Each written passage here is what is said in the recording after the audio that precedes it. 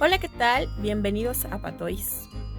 Hoy les tengo este video que es muy especial porque ya traemos el espíritu navideño. Les presento este pesebre del nacimiento de Jesús que está hecho a crochet y es una obra que representa a cada uno de los personajes clásicos. La Virgen María, San José, el Niño Jesús, los tres Reyes Magos, el ángel y algunos animalitos de establo. Hice una vaca, un borreguito y un burrito.